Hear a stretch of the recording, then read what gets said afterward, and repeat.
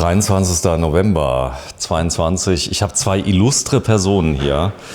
Du bist der? Thomas? Ja, grüß dich Thomas. Du bist LKW-Fahrer? Ja, im weitesten Sinne. Du hast auf dem Bau geschafft, ewig, oder?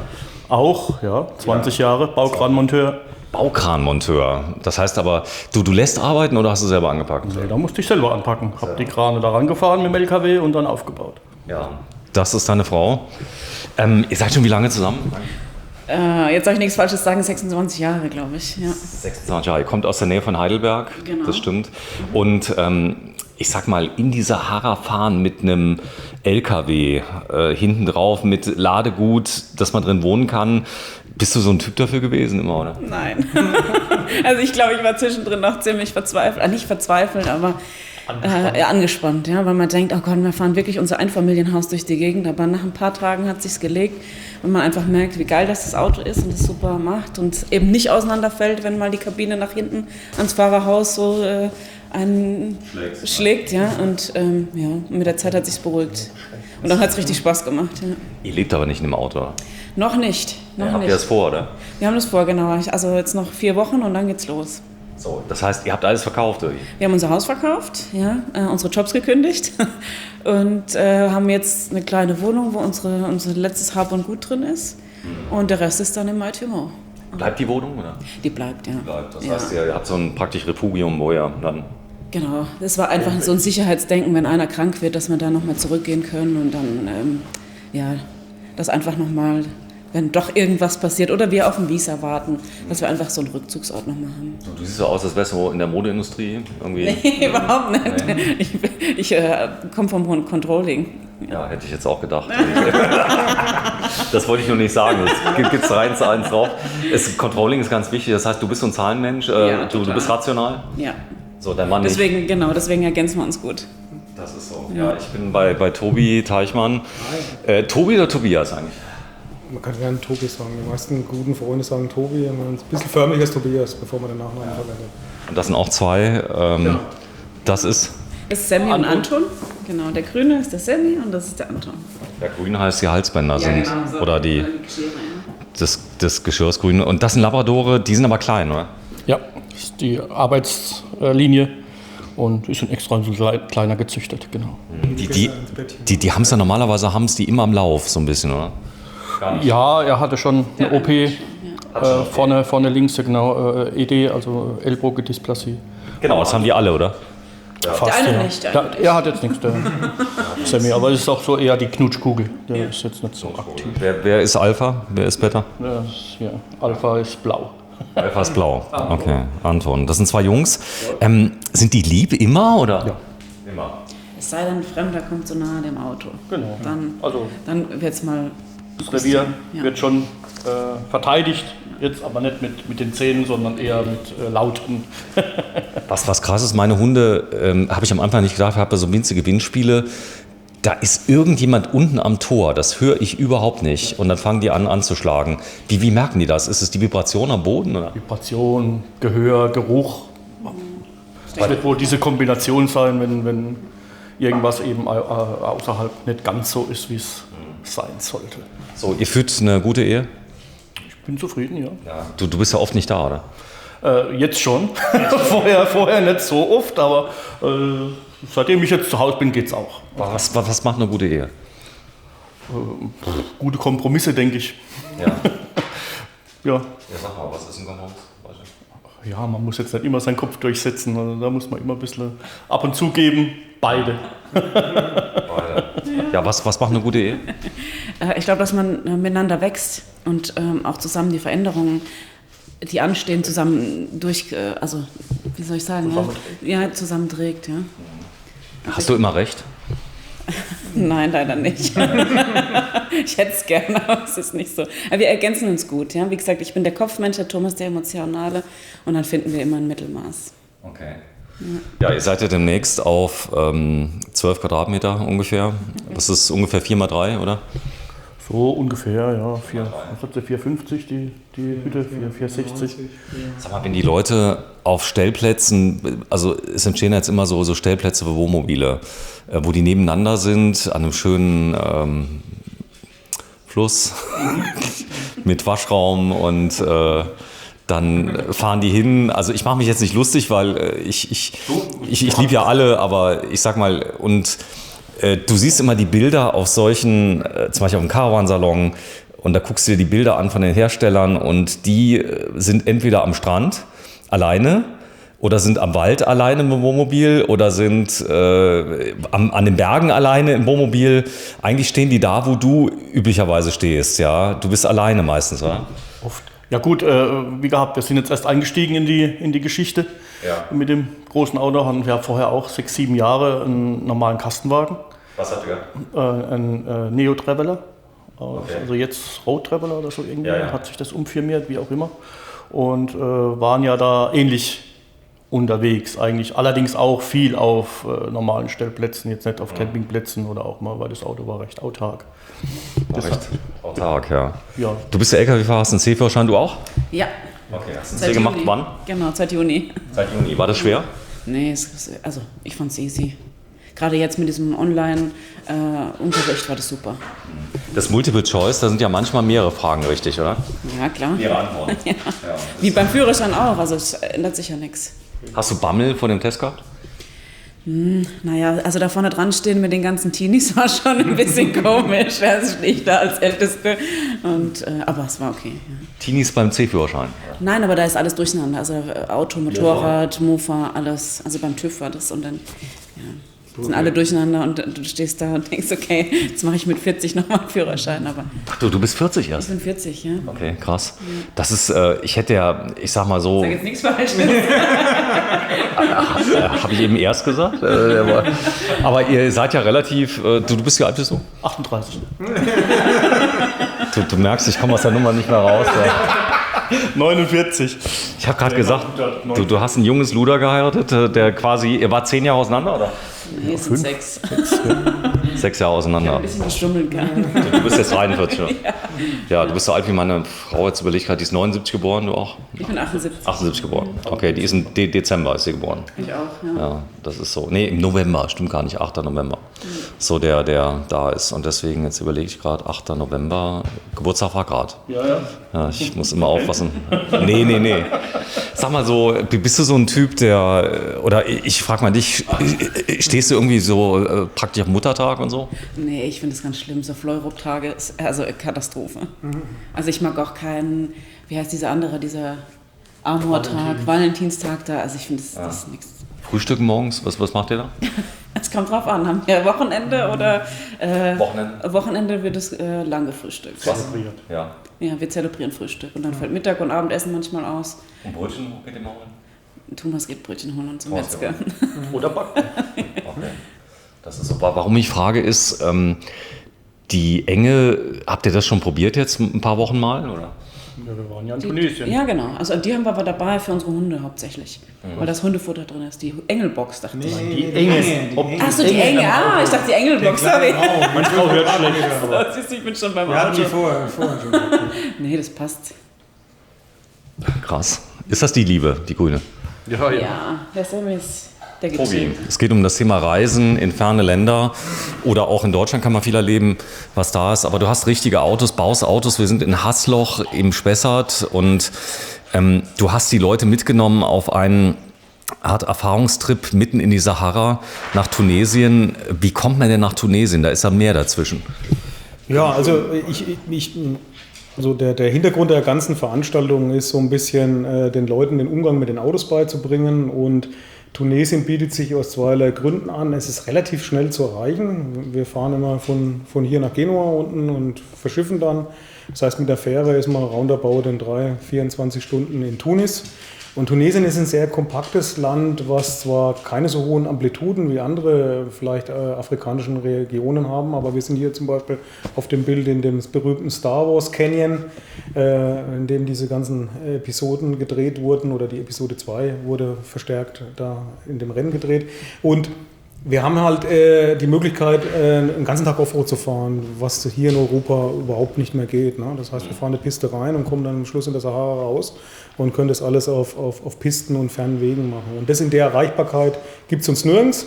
Dazu komme ich bin so in meiner Vergangenheit einige Marathon-Rallyes in Nordafrika gefahren und habe mir den Fahr Spirit selber so ein bisschen erarbeiten dürfen und können durch die ganzen Rallyes und bin selber mit meinem Auto ja schon sehr viel Offroad unterwegs gewesen. Und das Ziel ist es, den Leuten die Sicherheit und den Umgang mit den Fahrzeugen, die wir gebaut haben, zu vermitteln. Und das ist auch so ein bisschen eines mit unserer Merkmale, dass wir unserer Technik oder unseren Entwicklungen da absolut vertrauen und die auch teilweise schon relativ hoch, ne? Bis an die Spitzen, man würde das allein nicht unbedingt machen, was wir so treiben, ne? Belasten. Ne? Also maximale Verschränkungen den ganzen Tag lang von links nach rechts, Dünenkämme hochfahren, auch mal in Dünenkämme reinrutschen, auch mal Bergungen zu absolvieren, mal freischaufeln, ein bisschen Know-how, wie man mit umgeht, wenn man feststeckt, wie man ein Auto anbindet, wenn man es bergen muss. Simulation unterschiedlicher Reifendrücke, untergrundabhängig und natürlich ganz verschiedene technische Konzepte, neuere Fahrzeuge, ganz neue Fahrzeuge, alte Fahrzeuge. Und jeder ist da mit seinem Haus unterwegs und die Stimmung war gigantisch, würde ich sagen, ne? Trotz schwieriger Rahmenbedingungen, die wir teilweise so im Team hatten. Wir hatten jemanden, der gesundheitliche Probleme hatte dieses Jahr. Und trotz alledem haben wir eine mega Veranstaltung geschmissen, auch dank eurem Beitrag. Jeder leistet da auch ein bisschen seinen Beitrag mit. Ne? Beitrag, was hast du geleistet? Ach, ich war halt so ein bisschen der Joker. Private Joker an der Front. Naja, ich fand auch die Geschichte mit dem abends dann zusammen kochen und so, das hat ja alles irgendwie wieder entspannt. Und, genau, wir haben angespannte Tage. Abends immer jemanden dabei, der die Hauptgerichte kocht und so das nebenbei macht man zusammen. Ne? Und dann gab es auch ein paar Sondereinlagen vom Thomas, ne? Über Mitternacht dann nochmal Pfannkuchen, Late-Night-Dinner mit herrlicher Musik, mitten in irgendwelchen Sahara-Ausläufern.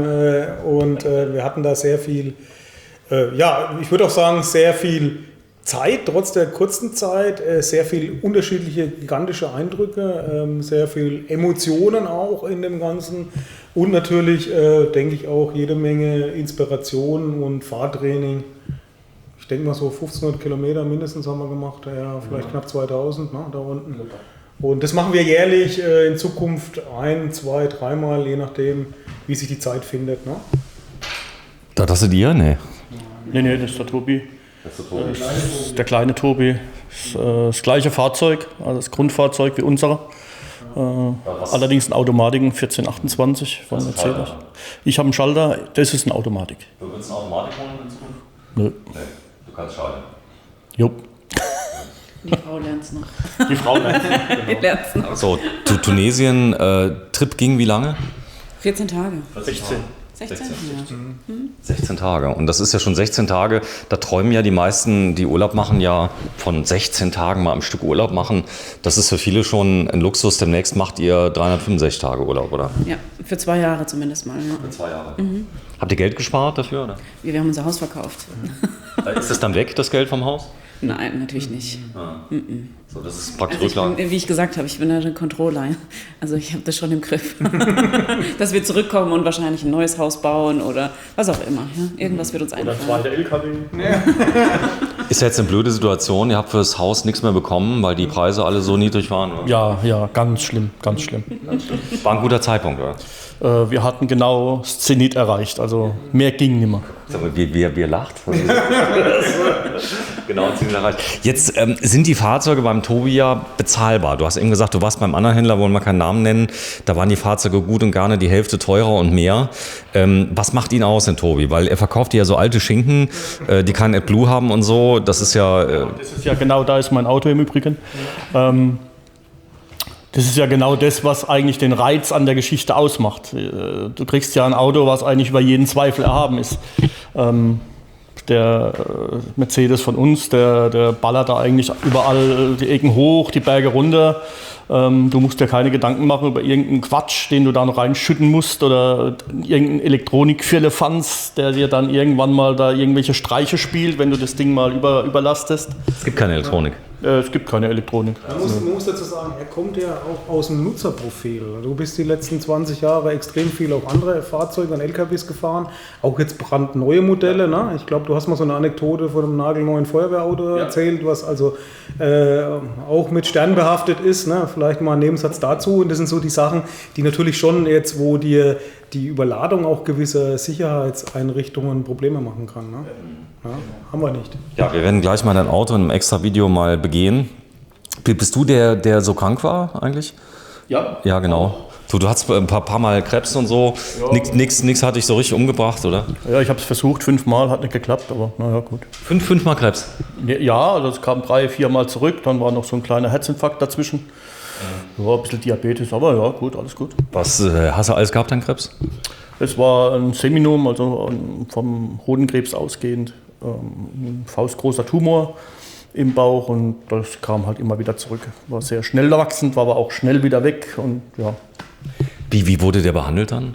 Ja, mit Chemo und Bestrahlung und ganz zum Schluss dann noch 2-mal Operationen und dann noch eine Hochdosis-Chemo. Das war dann so die Zenit-Behandlung. Also mehr ging dann immer. Die ging es ganz lange nicht gut, oder? Ach, eigentlich so richtig schlecht ging es mir eigentlich nie. Also Die Hochdosis Chemo und du bist im Dreieck gesprungen, oder? ja, im Dreieck jetzt nicht, aber im Kreis gelaufen. Es gibt eine Story, du bist zur Therapie gefahren mit einem Motorrad, mit einer Aprilia. Das war bei der Anschlussheilbehandlung, ja. Ich dachte, ja, kann man ja machen. Es war im Schwarzwald, ich meine. Die haben gedacht, du wärst der Pfleger. Ja, erst ob ich die neue Pflegekraft bin und habe dann gesagt, nee, ich bin der Patient und dann hieß es geht ja gar nicht. Hast du Leute erlebt, die mit dir gestorben sind eigentlich? Also mit mir ist keiner gestorben, weil ich lebe ja noch. Aber im Zimmer einer, ja, und ansonsten so in der Nachbarschaft hin und wieder im Krankenhaus gab es das dann schon. Okay. Das ist jetzt wie lange her mit dem Krebs? 10 Jahre, 10 Jahre. Da warst du wie alt? 38. 38. War ja keine tolle Reaktion. Wie hast du reagiert, wenn dein Mann hat Krebs? Ist er so nach Hause gekommen, hat gesagt, hier, ich habe hier Brötchen, Fleischsalat mitgebracht und ich habe Krebs? Ja, so war es ja nicht unbedingt. Also wir haben ja lange gemerkt, dass was nicht stimmt. Dann zum Arzt, alles Mögliche. Dann waren wir bei unserem Hausarzt, der hat gesagt, das ist ein Aneurysma im Bauch, wir müssen ins Krankenhaus. Und schnell, was ist das Aneurysma im Bauch? Also das war der Verdacht, und dass halt Blut im Bauch ist und dass das platzen könnte und deswegen sollen wir in die Klinik fahren. Dann sind wir da in die Klinik gefahren und sollten lieber selber fahren nach Heidelberg. Und dann hat sich aber da nach den ganzen Untersuchungen herausgestellt, also es ist kein Aneurysma, es ist eine Raumforderung. Für uns hieß Raumforderung, ja gut, da ist halt irgendwas. Also wir waren da noch nicht so bewandert, dass wir da von Krebs sprechen. Und dann kamen wir natürlich, da gibt es in Heidelberg so ein ganz tolles Zentrum, Neues, und dann kamen wir da hin und dann sagt er zu uns, ja, Sie wissen ja, Sie haben Krebs. Und ich dachte, nee, bis eben wussten wir nicht, dass er Krebs hat. Aber gut, ja. Und dann ging's los. Dann war ein Tag, ist jeder für sich gegangen, der Thomas zurück ins Krankenbett, ich nach Hause gefahren, hat jeder darüber nachgedacht, was jetzt passiert. Und dann haben wir uns am nächsten Morgen zusammen telefonieren. Und dann war klar, es gibt nur eine Gasstellung und das ist immer Vollgas. Und so haben wir das gemacht. Das geht ja sehr nah, oder? Ja, immer noch, weil also so wie der Thomas es jetzt wegtut, so einfach war es nicht. Ja, der ist ja so ein Spaßkasper, der eigentlich immer durch nichts umzuwerfen ist, aber es gab ja die Grenzen, oder? Also es gab Grenzen und es war eine heftige Angelegenheit. Und auch, also wenn du deinen Mann halb tot mehr mit nach Hause kriegst, wie das erlebt, ist es nicht so ein Spaß. Und du hast ja auch, also wir hatten da frisch gebaut, ich war Vollzeit arbeiten, wir hatten ein Pflegekind, also mir hat es gereicht zwischendrin. Das kann ich schon mal sagen. Sag mal, ist das so ein Ball, den man sich vorstellen muss, der praktisch abgekapselt wächst, oder was? So ähnlich. Ja. Genau. Wie kommt das Krebs? Weißt du? Ich meine, du bist ja jetzt Krebsspezialist, nehme ich an. Ja gut, wo kommt das her? Das gibt verschiedene. Eigentlich hat es ja jeder. Das Gen hat jeder. Beim einen bricht es aus, beim anderen nicht. Ja, und dafür gibt es wahrscheinlich verschiedene Auslösermechanismen. Wenn man es genau wüsste, könnte man wahrscheinlich auch was dagegen tun. Also im Vorhinein. Aber ja, man geht eigentlich davon aus, dass es halt Stress und Belastungen sind, die da in irgendeiner Form dann da mitspielen. So, jetzt war das im Bauch, Raumforderung. Das ist so ein Insider für, da kommt was Größeres, oder wie? Ja, ein Tumor in der Regel spricht man dann von einem Tumor. Ob der dann gleich bösartig ist oder nicht, ja, muss jetzt nicht gleich sein, dass es... Wie kriegt man denn raus, ob der bösartig ist? Das wird punktiert und dann wird eine Laboruntersuchung gemacht. Da könnte ja was rausfließen aus dem Punkt. Meistens nicht, der ist ja nicht mit einer Flüssigkeit gefüllt, das ist ja eine Gewebe, also da fließt ja nichts raus. Und der wächst schnell, oder? Also bei mir war es ein schnell wachsender Krebs, ja. OP war dann wann?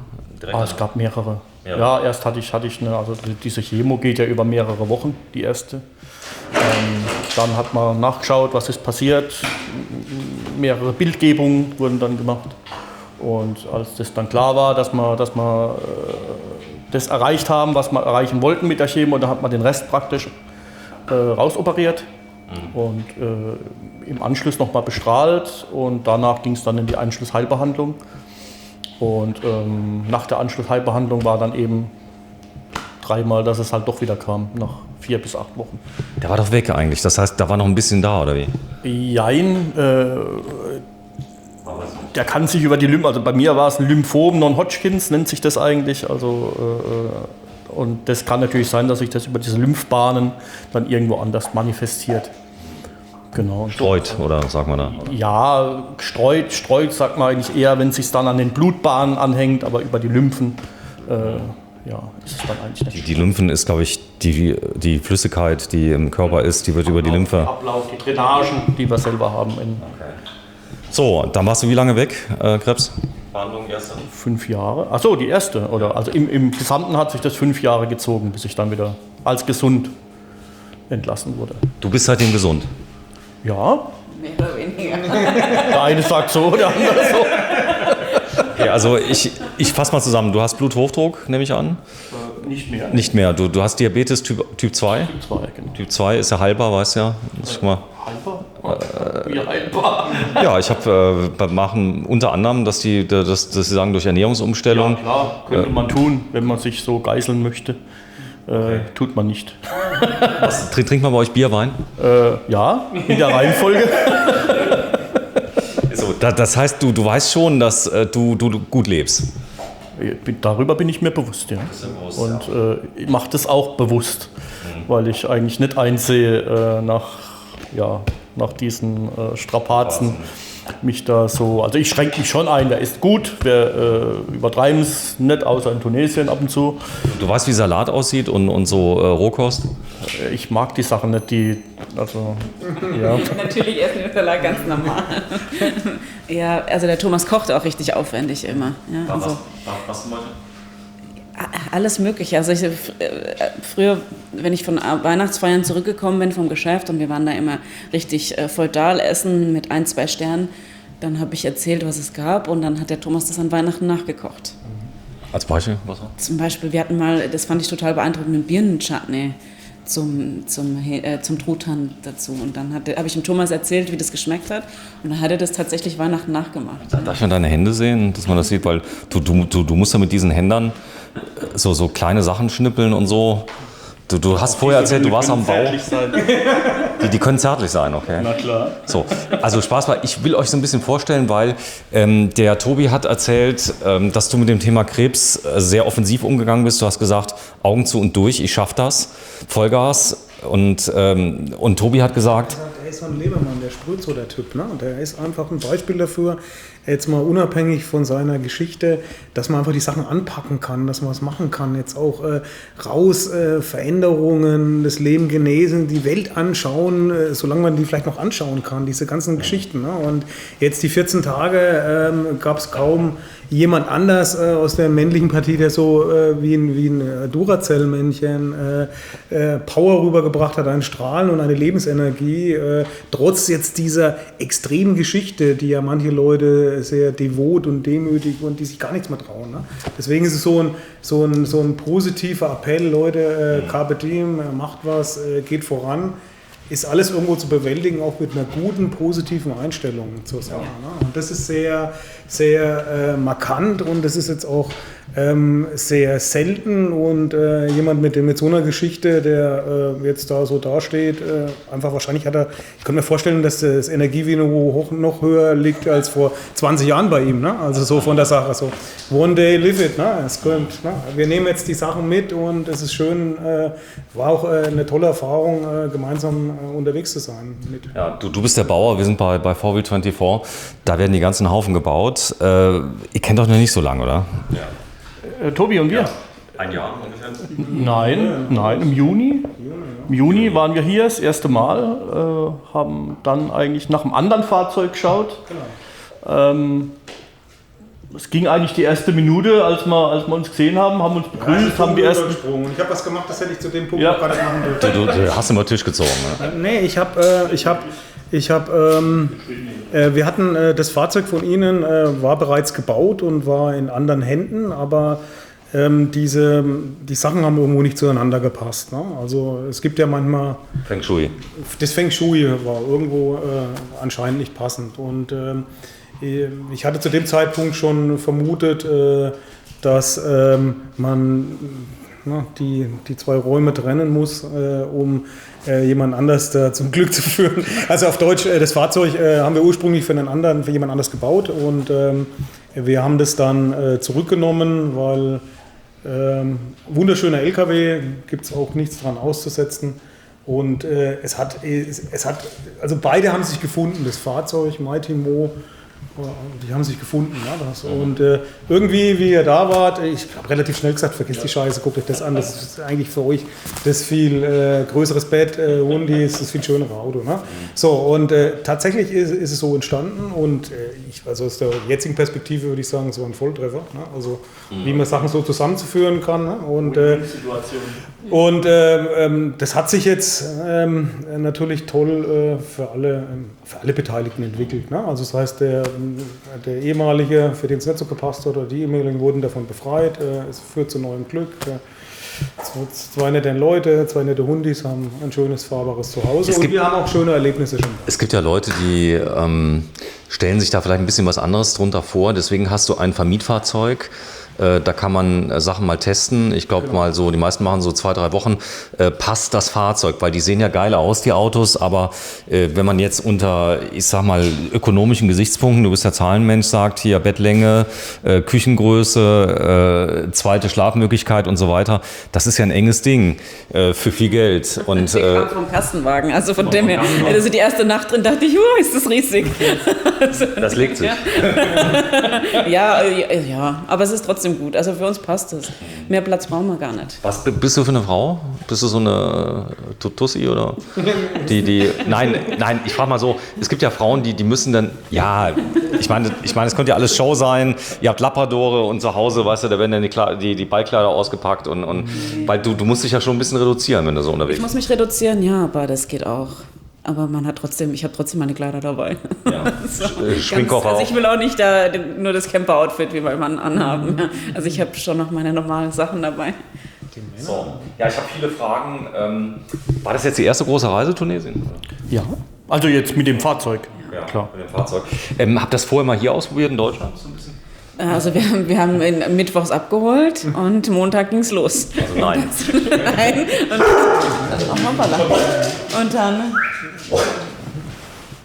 Und dann ging es eben montags los und freitags ist die Fähre nach Tunesien gegangen. Also wir hatten uns dann noch unterwegs getroffen mit Freunden, die wir früher mal auf Sardinien kennengelernt haben uns am Koma See getroffen, auf dem Weg natürlich nach Genua und das war's, ja. Also Learning by Doing war das und auch unterwegs in Tunesien. Ich weiß nicht, wie oft, dass wir die Schränke aufmachen mussten und suchen mussten und so, aber es hat sich alles gefunden und jetzt ist es 4 Wochen her und ja, jetzt wissen wir, wo alles liegt. Ich muss nochmal das Thema Krebs ansprechen, so leid es mir tut, weil jetzt sind wir ja auf so einem Level, sage ich mal, der sehr entspannt ist. Euer Lebenstraum ist in Erfüllung gegangen, 2 Jahre irgendwo hinfahren, Urlaub machen, die Seele baumeln lassen. Genau, aber das tun, was wir noch nie getan haben. Was noch nie getan, aber wenn das erste Mal ist ja schon schlimm genug, glaube ich, wenn das kommt, ja. Und dann kommt das zweite Mal, Diagnose, nochmal Krebs, das 3. Mal, das 4. Mal, das 5. Mal.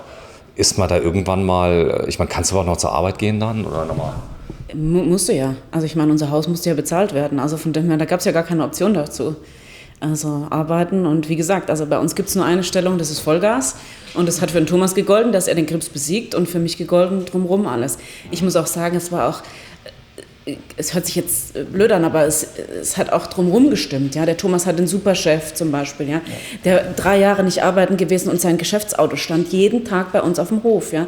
Das heißt, wenn der morgens den Rollladen hochgemacht hat, dann hat der seinen Bus gesehen und dann hat der gewusst, ich werde gebraucht. Und das hat ihm zum Beispiel, also fand ich, hat ihm super geholfen. Ja?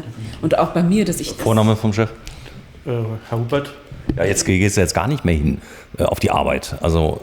Ja, da habe ich ja auch schon länger nicht mehr dann gearbeitet. Das ging ja nicht mehr körperlich. Ja. Als Baukranmonteur hier 40, 50 Kilo, 100 Meter hoch schleppen und da dann noch irgendwas durch die Gegend.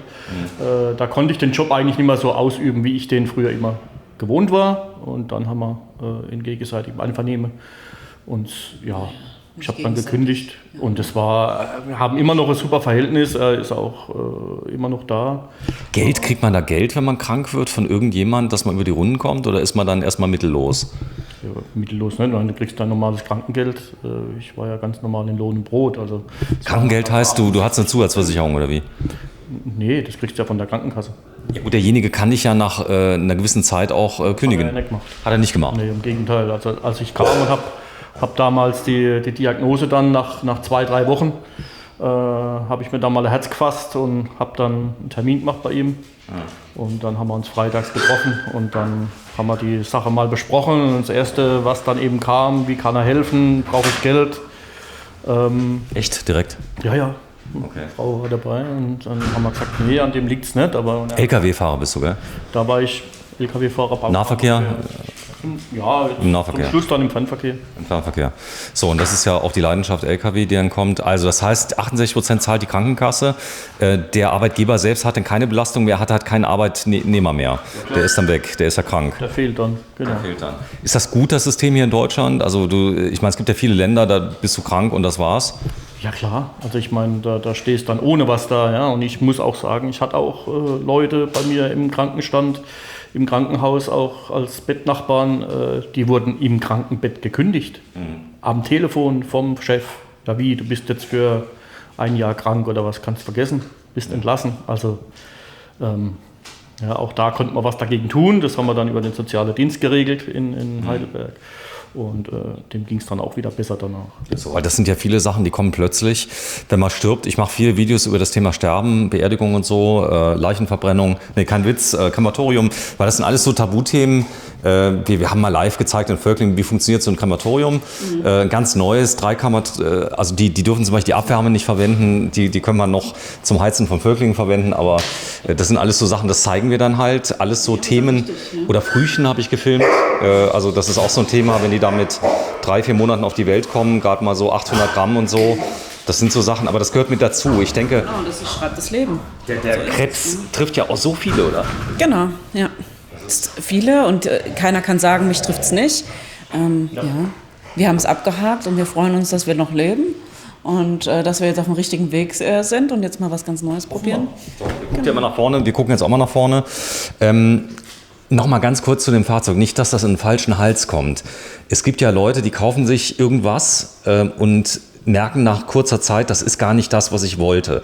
War das so mit den Vorgängern so oder war da... Es ist halt so, wenn du irgendwo 200 solche Fahrzeuge gebaut hast, dann gibt es Veränderungen. Ne? Es gibt Leute, wir hatten auch Fahrzeuge, da hat der Eigentümer eine Hundeliebe entwickelt nach kurzer Zeit, dann war das Auto zu klein und dann gibt es halt im Rahmen solcher Sachen vielleicht auch mal Möglichkeiten, wo man an den Hersteller rantritt und drüber redet, Mensch, guck mal, meine Situation hat sich verändert. Ne?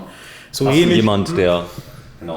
Das ist so, es gibt auch vielleicht bei solchen großen Fahrzeugen, beim Thomas ist es jetzt so, der kommt vom LKW, für ihn ist es jetzt ein kleiner LKW, ne? Also eher übersichtlich im Vergleich zu so einem großen mit mehreren Achsen oder einem riesengroßen Feuerwehrfahrzeug. Und für manche sind vielleicht auch von dem Fahrzeug dann doch ein bisschen überfordert, weil sie eine andere Vorstellung hatten. Vielleicht werden auch manche Leute mit dem Alter ein bisschen unsicherer und fühlen sich dann auch überfordert. Wir haben ja auch Kunden, jetzt mal blöd gesagt, wenn jetzt bei uns einer reinkommt, der 75 ist und so ein Auto baut, dann sage ich ja manchmal salopp, du, hoffentlich überlebt ja auch die Lieferzeit der Branche. Ne? Also das klingt jetzt ein bisschen blöd. Ne? 3 Jahre. Ich finde es auf der anderen Seite phänomenal, aber auf der anderen Seite, ich sehe es jetzt so aus der Betrachtung des Herstellers, hoppla, geben wir dem, sonst einen Führerschein machen, dann geben wir lieber vielleicht mal 2 Wochen den Vermieter. Vielleicht stellt er für sich dann fest, positiv, jawohl, macht mir Spaß, ich würde es nur ein bisschen ein anderes Klo und das muss anders sein. Also das heißt, sein Kopfkino arbeitet in der Entwicklung oder er stellt für sich fest, das Fahrzeug ist mir einfach zu groß und ich fühle mich da nicht sicher. Ne?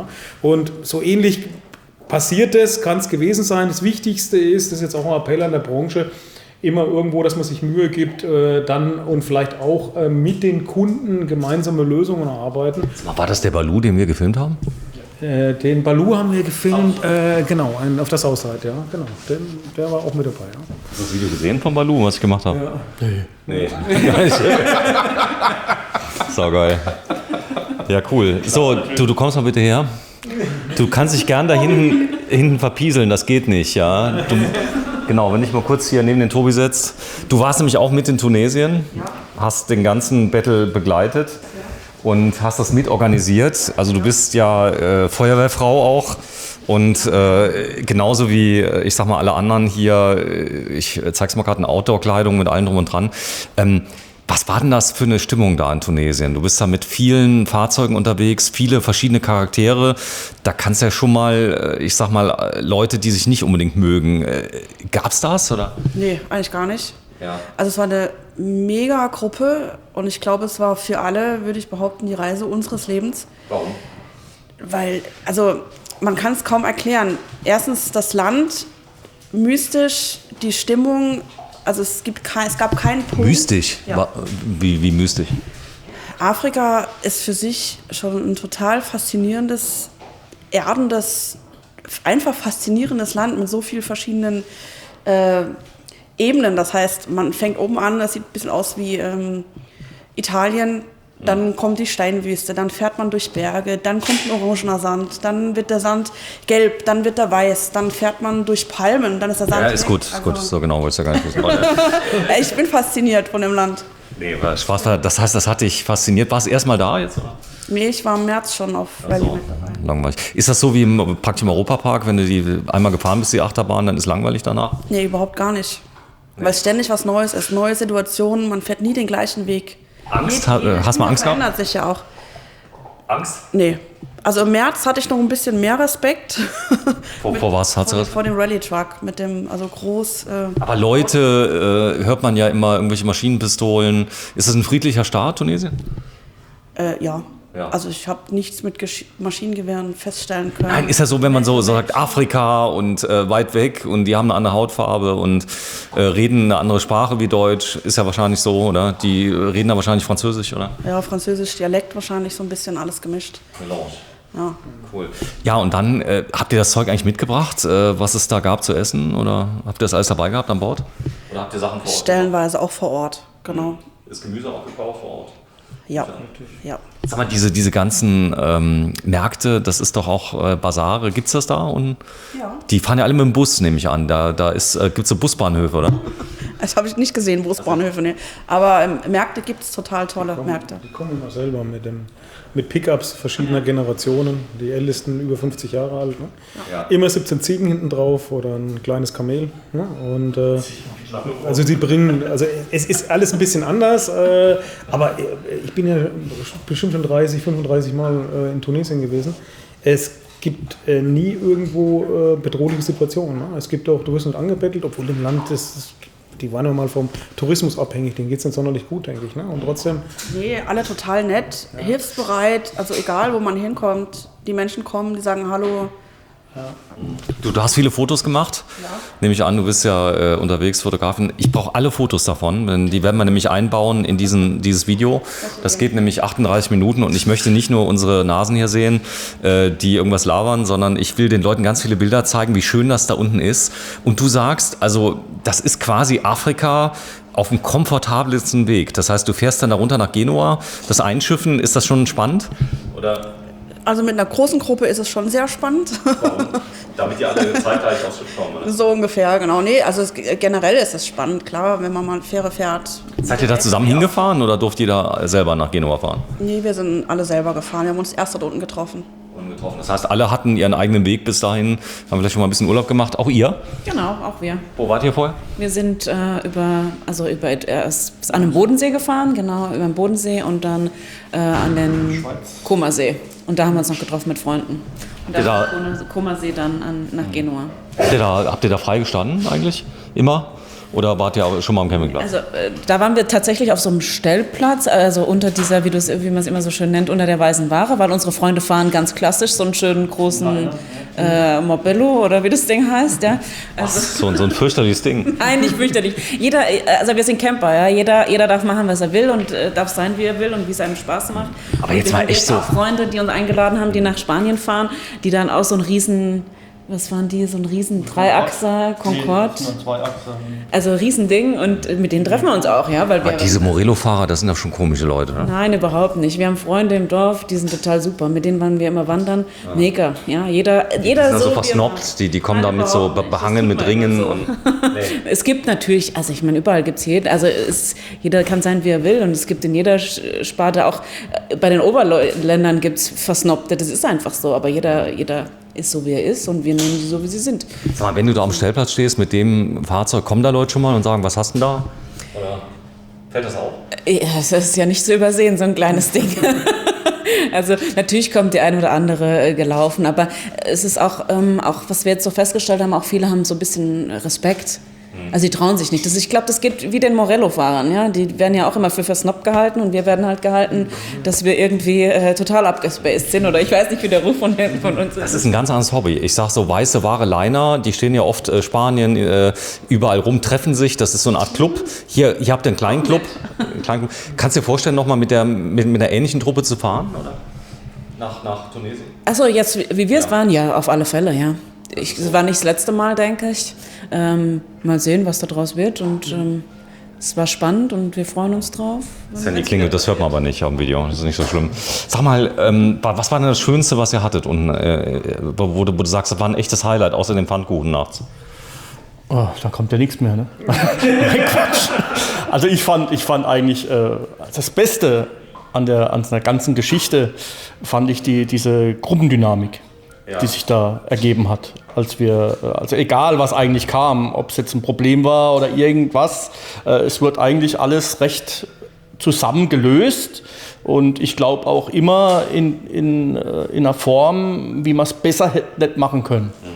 Ja, also das war sehr beeindruckend und egal von wem und es gab auch nicht irgendwie einen, der dann ausgeschert wäre. Beispiel, was war zum Beispiel so ein Fall, du hast dich festgefahren? Ja, wir hatten dazwischen dann mal da an der Neckermann-Düne, war da mal so ein bisschen... Was für eine Düne? Die Neckermann-Düne, das ist da so eine der höchsten Dünen wohl da in der Sahara. Also jeder will da hin und will da hochfahren. Ist das nicht so, dass die sich laufend verändern, die Dünen? Oder? Ja, klar, natürlich. Die Neckermann-Düne gibt es immer noch? Die gibt es immer, die bleibt da halt, wo sie ist. Wenn nicht, fährt man ja hinterher. Okay. Aber ja, und da hat sich da unser Balu...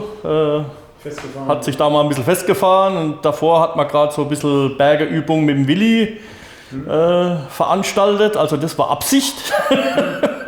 Achso, das war nicht Absicht. Das erste war Absicht, das zweite war dann keine Absicht. Und, aber es war dann doch beeindruckend, wie schnell alle irgendwie zusammenkamen. Jeder hatte eine Schaufel in der Hand, jeder hatte... Ach, die haben darauf gewartet, ja. Ja, wahrscheinlich. Sag mal, wenn der so ganz sanft zur Seite kippt, kann da dem Motor was passieren, dass da irgendwas reinläuft, wo es nicht hin soll? Wenn er so weit kippt, dass da irgendwas in dem Motor ist, vorbei. Aber ja, also die waren ja jetzt nur festgefahren, das sind ja nicht durch die Gegend gekippt. Also zur Seite gekippt, das hat so eine... Weil die sind ja schon die Schwerpunkte recht hoch, oder? Bei dem Auto? Schon recht hoch, aber die Fahrzeuge haben eine unglaublich hohe Sicherheit auch. Und wir rasen ja da nicht mit 100 durch die Wüste oder was, das ist ja auch Quatsch. Er hat ja hier so einen Unimog mit dabei gehabt, hat sich hinter meinem Rücken dann ausgelassen über die Fahrkünste von so einigen Leuten, hat gesagt, der eine kann fahren, der andere kann nicht fahren. Kann er fahren eigentlich, der Tobias? Tobias, der war immer so weit vorne, ich konnte es gar nicht beurteilen. Ja, ihr habt ja Funkgeräte. Er ist vorgefahren, hat ein ganz leichtes Fahrzeug dabei gehabt, ein Unimog, was auch nicht so einen hohen Schwerpunkt hat. Haben wir uns ein Video von gedreht, können wir vielleicht auch mal einblenden.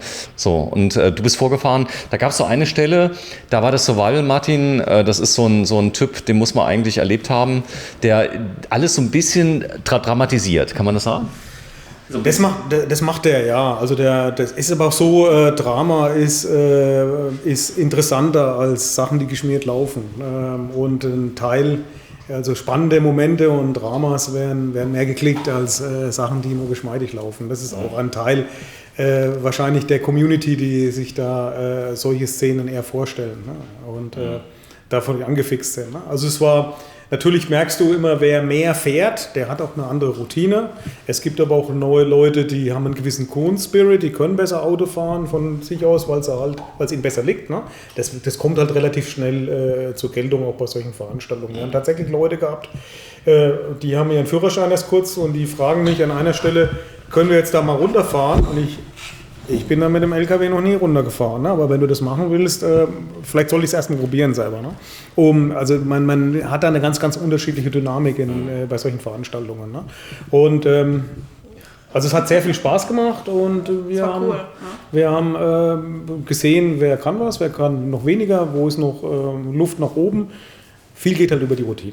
Ja? Du bist selber auch gefahren, du hast ja einen LKW-Führerschein, was in der Wüste auch ziemlich egal ist, glaube ich. Ja. Da unten kommt ja kein Polizist vorbei und guckt, ob du einen Führerschein hast.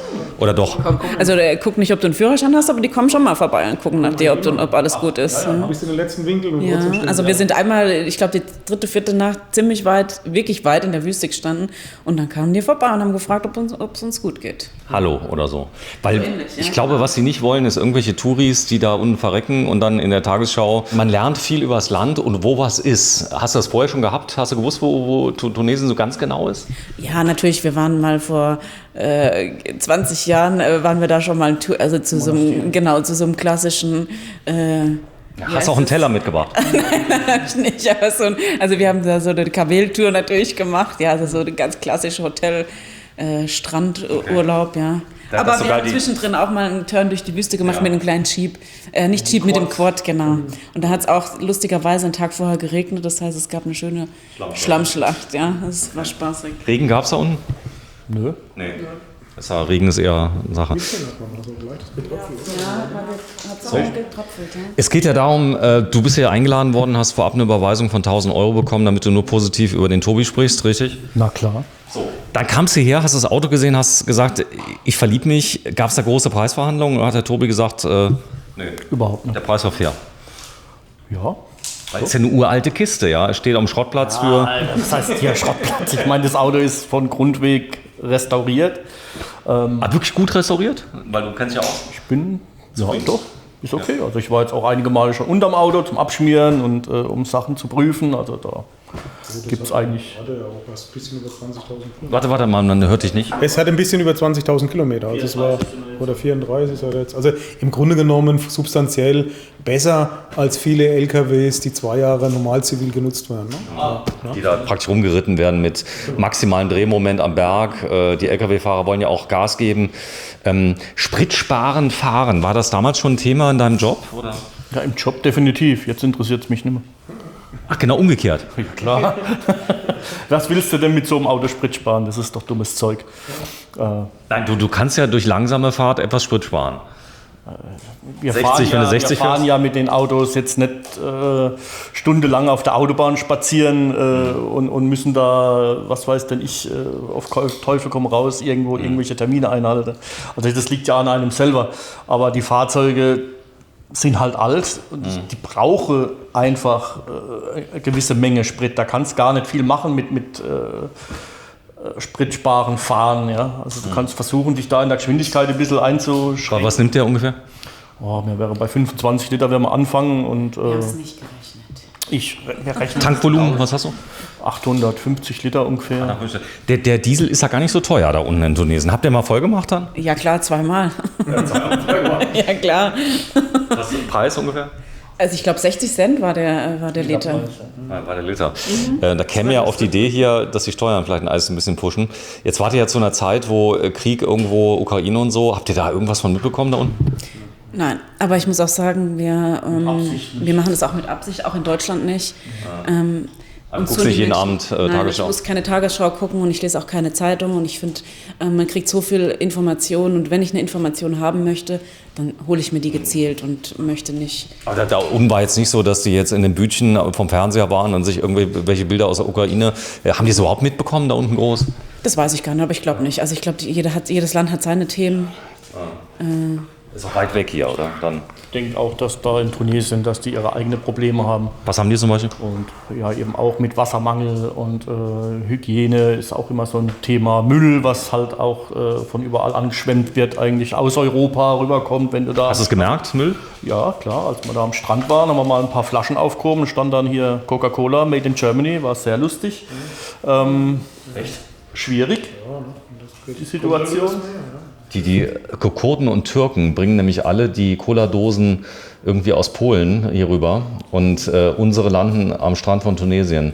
Das ist witzig. Also in den Dönerbuden, da gibt es ja immer Cola ohne Pfand. Vielleicht ist es natürlich keinen Strand mehr, einen Mittelmeerstrand. Ich war ja auch in diversen Ländern, der jetzt nicht geräumt ist, der frei von Kunststoff und irgendwelchen Dreck ist. Ja. Gibt es leider nicht. Ne? Und wir haben ja da unten noch die Möglichkeit, auch frei an den Stränden zu stehen, an gewissen Punkten, wenn uns die Grande National lässt. Ne? Und da findest du immer Plastik, Netze, Fischernetze, Kunststoffflaschen ohne Ende. Also wir haben da auch 2 Säcke voll gemacht, so ein bisschen als Beitrag, den Platz sauberer zu verlassen, als wir ihn angetroffen haben.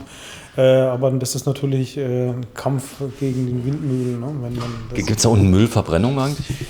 Also Privater Natur. Ja, also der Müll wird tatsächlich verbrannt. Ja. Ja, haben also in manche Dörfer rein. Das habe ich gesehen auf den Philippinen, da verbrennen die alles, auch nachts am Strand machen die ihr Feuerchen. Ja. Da wurde halt irgendwie ein Loch gebuddelt, da kam dann mal über einen Monat oder 2 der Müll rein. Ja. Und dann auf einmal hat es gebrannt und dann hat man praktisch daneben wieder ein frisches Loch gebuddelt und dann hat den Brand praktisch mit dem Sand, den man da ausgegraben hat, wieder zugeschoben. Und das war's dann, das ist dann Müllentsorgung. Andere Länder, andere Sitten, so muss man sagen. Ja, um Gottes Willen. Im Vergleich natürlich zum deutschen Hausbrand, der ja weniger wird. Also du kannst dir vorstellen, dass dein Kaminofen demnächst nicht mehr zugelassen ist. Wir haben ja keinen mehr. Ja, keinen mehr. So, stimmt, ist da. Sag mal, hier hat er irgendwas anderes zu tun, als ganze Bäume zu zerlegen? Eine Hackschnitzelmaschine. Eine Hackschnitzelmaschine. Das war der Türstopper. So, dann sag mal, Kohle, Bezahlung, bist du hier mit dem Geldkoffer gekommen oder hat er eine Rechnung geschrieben, du hast überwiesen? Ja, das halt läuft, wenn man ein Auto kauft. Ja, eben. Also bar. Anders als das haben wir ja aus der Portokasse bezahlt.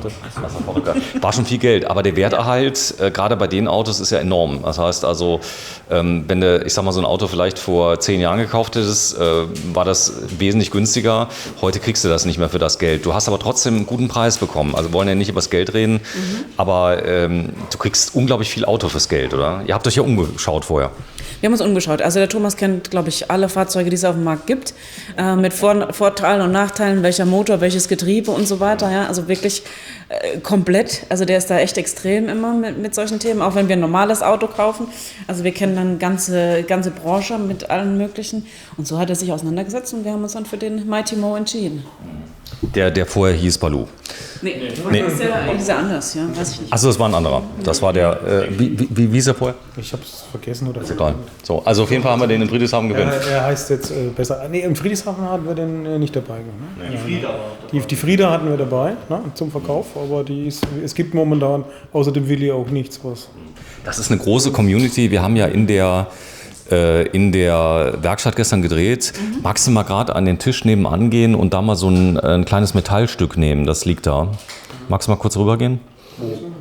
Nach nebenan. Ein Metallstück? Ja, ein kleines Metallstück liegt da. Am Tisch liegt's. Das haben wir nämlich gestern mal gefertigt und ihr habt eine ganz hohe Fertigungstiefe, seid sehr schnell, das heißt, ihr könnt individuelle Lösungen umgehend realisieren. Das ist unvorstellbar, oder? Genau, das ist das Nette. Wir haben zwar keine Profi-Blechbearbeitungstechnik, aber wir haben eben mal schnell gestern das innerhalb von 35 Minuten erstellt und das ist sehr dünn, das Blech, oder? ja, gebrannt. Ja. 6 mm, 5 mm. 5 mm. Und es hat was, ne? Weil es spricht noch ein bisschen eine Sprache. Wir haben das auf einem CNC-Plasmatisch schnell erstellt. Nee, es ist so ein bisschen, es spricht so ein bisschen, ne? Es ist nicht ganz perfekt. Perfekt, ne? Aber es ist in sich doch perfekt. Normalerweise sind ja Tobi seine Aussagen, es hat halt etwas Patina. Ne? Etwas Patina. Gut, lange Rede, kurzer Sinn. Gab es irgendein Problem mit dem Auto auf der ganzen Fahrt? Ganz schlimm.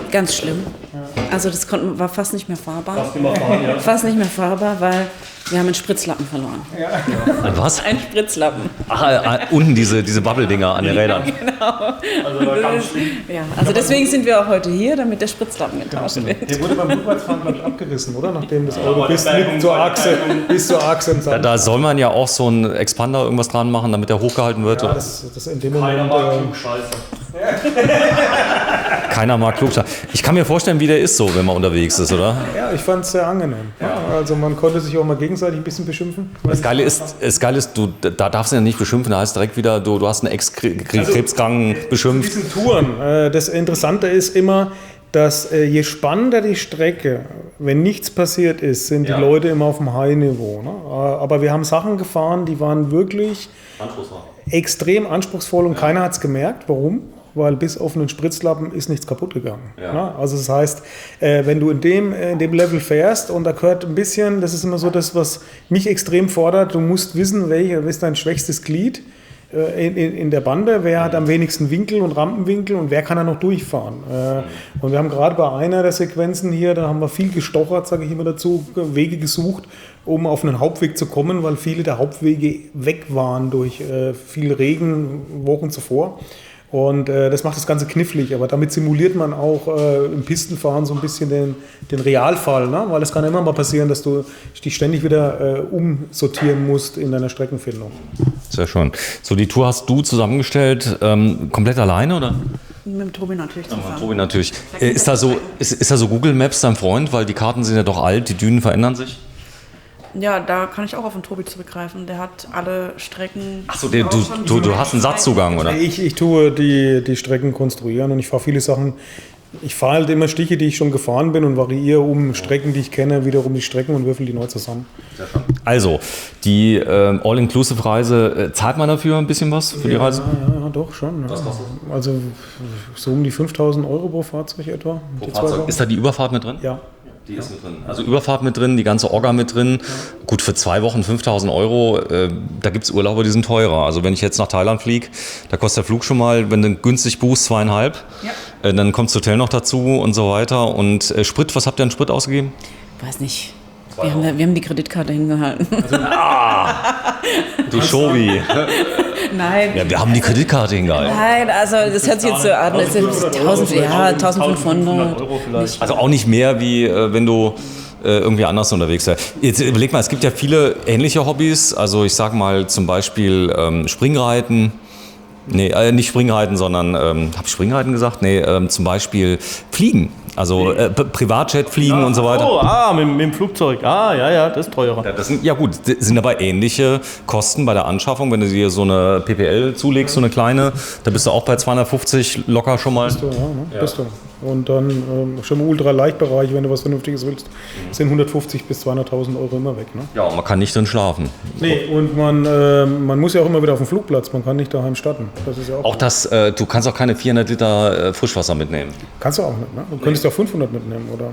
1000. 1000. So, werden wir uns angucken, also euer Auto, große Seasighting-Tour. Wir werden jetzt ein Rennen fahren und da ist die Frage, Tobi, er hat gesagt, er verliert nicht so gerne. Würdest du ihn fahren lassen mit deinem Auto gegen seinen? Muss mal gucken, wir müssen unseren Schlüssel finden. Ich habe so einen Schlüssel mit nochmal 100 PS und wenn der nicht da ist, dann macht das nicht so viel Spaß. Ne? Okay, wir machen es aber trotzdem. Wir machen es trotzdem. Ja, das bedeutet, wir fahren mit deinem Beast. Wir fahren mal mit dem Beast. Wenn er möchte, kann er auch mit. Nein, die Idee war, die stehen nebeneinander. Du bist das Renngirl. Du kennst das. Du ziehst den BH an, Bikini an und dann gibt es so Flaggen. Das kennst du ja. Schwenkst die Flagge. Genau. Und dann starten die von 0 auf 100 und so. Das Ding ist sauschnell. Wie viel Pferde hat das? 600 ungefähr. 600, aber kein Drehmoment. Vielleicht so 3500 Newtonmeter ungefähr. Also ein bisschen an der unteren Grenze noch. Was ist da drin für eine Maschine? Eine V8, eine luftgekühlte V8-Maschine mit dem Biturbo drauf und halt viele Register gezogen, die nochmal aus den originalen 350 PS die Leistungssteigerung bewirkt haben. Ne? 0 auf 100? Ja, wenn er warm ist und alle Achsen warm ist, gute 10 Sekunden. 10 Sekunden. Gewicht? Gewicht ungefähr 9,5 Tonnen. Okay, also ein richtiges Renngerät und ich bin mal sehr gespannt. Euch wünsche ich dann noch viel Erfolg. Den beiden, da ist die Grüne, da habe ich schon gelernt, das ist die Liebe, die Sammy, der Sammy. Sind die eigentlich noch im Vollbesitz ihrer Kräfte? Ich gehe davon aus, also jetzt Manneskraft eher nimmer, weil leicht kastriert, aber ansonsten Alter? gut drauf. 6. 6, beide? Ja. Okay, das heißt, die lieben sich. Das ist so Das sind Zwillinge. zwingend notwendig eigentlich. So, vielen Dank und auch danke dir. Ich krieg Fotos von dir. Selbstverständlich. Heute noch? Klar. Gut, super. Heute kriegen wir noch Fotos und dann werden wir die schön einblenden und werden das Ganze ein bisschen aufhübschen. Wir sind bei 4Wheel24. Da oben steht das Logo, ist ein bisschen kryptisch. Links soll eine 4 sein und daneben ist Wheel und dann 24. Aber ich habe es am Anfang nämlich nicht kapiert, deswegen sage ich es, weil viele lesen nur Wheel 24. Ist dir das schon mal vorgekommen? Ja, oder sie sagen 4 Wheels, wir sind bei 4 Wheels. Ne? Das war ich Ja, aber das ist nicht so schlimm, ne? Weil letztendlich, wir haben uns dann mal dazu entschieden, wenn es komplizierter ist und eine Weile dauert, bis jemand aussprechen kann, bleibt es länger im Kopf.